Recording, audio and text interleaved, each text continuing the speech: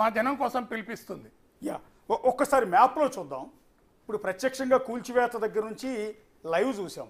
అసలు వాస్తవంగా Google map ప్రకారం అంటే గూగుల్ ఎర్త్లో మనకి ఏ విధంగా చెరువు కనిపిస్తుంది, నాగార్జున ఎన్కన్వెన్షన్ ఏ విధంగా ఆక్రమించి చెరువును కట్టింది అనేది మీకు ఇక్కడ క్లియర్ పిక్చర్ కనిపిస్తుంది.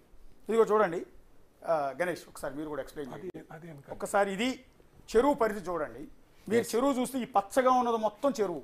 అవును, అది FTL, అది పూర్తిగా FTL లో ఉంది. ఇది మొత్తం చెరువు. ఇక్కడ అంటే ఈ చెరువు ఎక్కడ వరకు ఉందంటే 100% చెరువులోనే ఉంది. ఇదండి, ఇది మొత్తం చెరువే.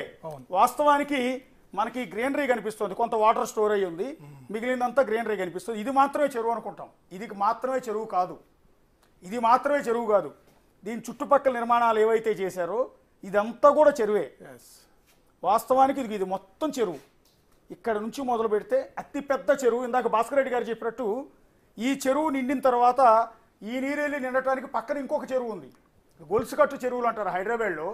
ఆనాడు ఎన్నో వందల ఏళ్ల నుంచే ఈ గొలుసుకట్టు చెరువుల్ని అప్పట్లో వ్యవసాయం కోసం కావచ్చు, వేరే పర్పస్ కోసం కావచ్చు, తాగునీటి కోసం కావచ్చు, అన్నిటి కోసం గొలుసుకట్టు చెరువులు నిర్మించారు. ఒక చెరువు నిండితే ఇంకో చెరువులోకి వెళ్తుంది, ఇంకో చెరువు నిండితే ఇంకో చెరువులోకి వెళ్ళేటట్టు. అసలు ఆ రెండో చెరువు ఏమైపోయిందో తెలియదు. సరే, ఈ చెరువుని ఎట్లా కబ్జా చేశారు చూడండి. ఇది మొత్తం చెరువు.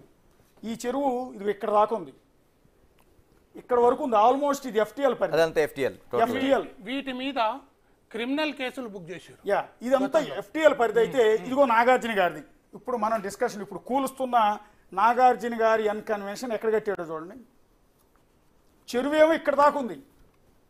మీరు దృశ్యాల్లో చూస్తే చెరువు ఇక్కడ దాకా ఉంది, కానీ నాగార్జున గారి కన్వెన్షన్ సెంటరు ఏకంగా చెరువు మధ్యలో ఉంది. ఒక్కొక్కసారి నాగార్జున గారి కన్వెన్షన్ సెంటరు ఏకంగా చెరువు మధ్యలో ఉంది. చెరువు పక్కన ఎడ్జిని ఆక్రమించి కట్టడం కాదు, డైరెక్ట్గా చెరువు మధ్యలో కట్టాడు ఆ దేవుడు. ఇగో చూడండి, ఇదంతా చెరువే. అంటే దాదాపు 29 ఎకరాల 24 కుంటలు కేవలం FTL. మీరు ఏదైతే చూపించారో నాగార్జున ఎన్కన్వెన్షన్ దగ్గర నుంచి 29 ఎకరాల 24 కుంటాలు అనేది మొత్తం FTL. ఇది కాకుండా బఫర్ జోన్ దాదాపు 9 ఎకరాల 38 కుంటాలు బఫర్ జోన్. అంటే ఇప్పుడు మనం చూడకుండా ఉండేది ఏదైతే ఈ గ్రౌండ్ అంతా కనిపిస్తుందో ఇది బఫర్ జోన్. అంటే ప్రతి చెరువుకు సంబంధించి దాదాపు 30 మీటర్ల బఫర్ జోన్ ఉంటుంది. అంటే ఫుల్ ట్యాంక్ లెవెల్ కి సంబంధించి ఏదైతే ఉందో అక్కడ నుంచి 38 మీటర్లు బఫర్ జోన్. చెరువు నిండిన తర్వాత చెరువు ఎక్కడైతే నిండేదాన్ని మొత్తాన్ని ఫుల్ ట్యాంక్ లెవెల్ FTL అంటాం. అది దాటి అంటే ఇంకా ఎక్స్టెన్షన్, చెరువు ఎక్స్టెన్షన్ దాన్ని బఫర్ జోన్ అంటారు. ఆ బఫర్ జోన్ 30 మీటర్ల 3 మీటర్లు 30 మీటర్లు ఉండాల్సిన అవసరం ఉంది. అంటే అది లెక్కల ప్రకారం చూస్తే ఓన్లీ మనం ఇక్కడ ఉన్న తమ్మిడికుంట చెరువుకు సంబంధించి 9 ఎకరాల 38 కుంటాలు ఓన్లీ బఫర్ జోనే ఉంది వాళ్ళకి. ఎక్కడుంది బఫర్ జోన్? బఫర్ జోన్ కనిపించడం లేదు, బఫర్ జోన్ లేదు, FTL లేదు. ఇప్పుడు నాగార్జున గారి గురించి డిస్కస్ చేద్దాం. సరే, మిగిలిన కన్స్ట్రక్షన్స్ జోలికి తర్వాత వెళ్దాం. నాగార్జున గారి కన్వెన్షన్ సెంటర్ ఎక్కడ కట్టారు చూసారు కదా.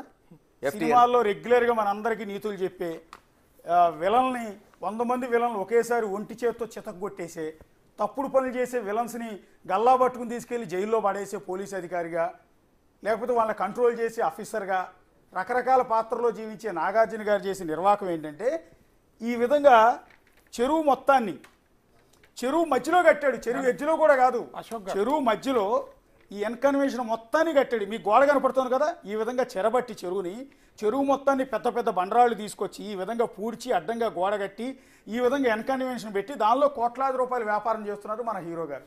నెక్స్ట్ మ్యాప్ ఒకసారి చూద్దాం. ఒక్క నిమిషం. ఇక్కడ ఒక విషయం ఏంటంటే హీరోయిజం తోటి సినిమాలల్లో చాలా చెప్పిండు ఆయన డైలాగులు. మరి ఇప్పుడు ఆయనను అభిమానించే లక్షలాది మంది అభిమానులు ఉన్నారు కదా, కనీసం ఇప్పుడు స్పోర్టివ్గా ముందుకొచ్చి నేను తప్పు చేసినా మీరెవరు తప్పు చేయకండి, కనీసం తెలంగాణ ప్రజలకు క్షమాపణ చెప్పాల్సిన, హైదరాబాద్ ప్రజల కన్నా కనీసం నాగార్జున క్షమాపణ చెప్పాల్సిన అవసరం ఉంది. అంటే ఆయన ఏమంటాడంటే శివ సినిమాలో నేను చైన్ లాగాను, అన్నమయ్య సినిమాలో వెంకటేశ్వర స్వామికి పూజలు చేశాను, లేకపోతే బిగ్ బాస్లో మీకు అందరికీ కూడా రకరకాల ఎంటర్టైన్మెంట్ ఇస్తున్నాను, ఆ మాత్రం చెరువుని పూడ్చుకునే అధికారం నాకు లేదా అంటాడు ఆయన. నాకు ఆ మాత్రం హక్కు లేదేంటండి, నేను మా నాన్నగారు హైదరాబాద్లో 50 ఏళ్ళు 60 ఏళ్ళ నుంచి ఉన్నాం మేము, ఆ మాత్రం ఒక చెరువును కూడా పూడ్చుకునే హక్కు మాకు లేదా అంటాడు ఆయన. ఇగో చూడండి, ఇందాక మ్యాప్ చూసాం. నెక్స్ట్ ఒరిజినల్ మ్యాప్ చూడండి. ఒరిజినల్ మ్యాప్లో ఇది తుమ్మిడికుంట అనేది తమ్మిడికుంట అనేది సర్వే నంబర్ 36లో ఉంది.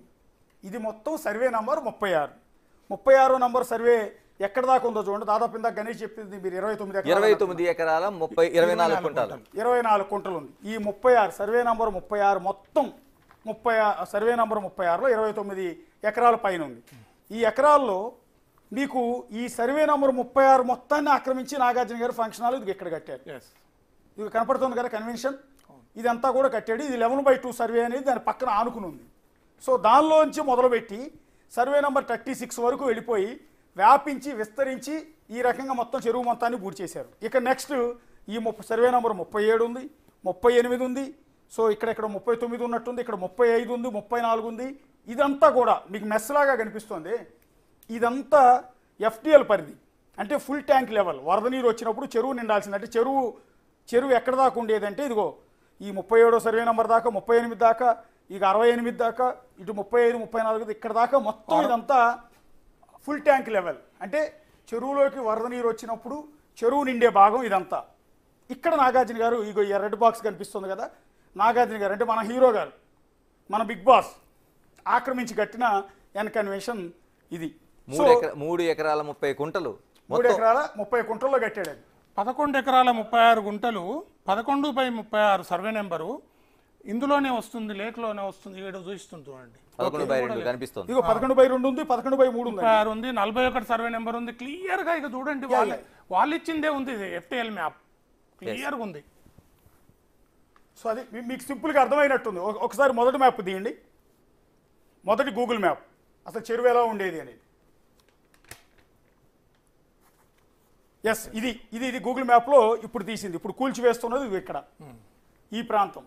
ఇది మిగిలిన చెరువు, అంటే అంతా కబ్జా గురైపోగా ఇటు నాగార్జున గారు ఒక 4 ఎకరాలు, మిగిలిన వాళ్ళంతా కలిసి ఇష్టం వచ్చినట్టు మొత్తం ఆక్రమించేగా ఇదిగో ఈ మొక్క కాస్తంత మొక్క మిగిలింది.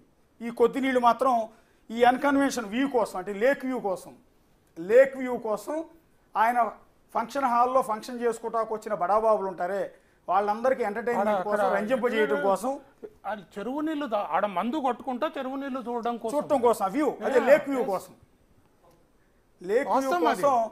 ఆయన దీన్ని వాడుకుంటూ ఉన్నారు ఆ నీటిని. అంటే చెరువు కూడా ఆయన కిందే ఉంది. ఒక విధంగా చెప్పాలి అంటే చెరువు కూడా నాగార్జున గారి కిందే ఉంది. అశోక్, ఇక్కడ కీలకంగా మనం గుర్తించాల్సింది ఏంటంటే దాదాపు 29.24 కుంటల ఏదైతే ఎఫ్టీఎల్ ఉందో ఈ ఎఫ్టీఎల్ దాదాపు 23 ఎకరాల ప్రభుత్వ భూమి. అది ఎక్కడా కూడా ఎవరి దగ్గర కొన్న భూమి కాదు.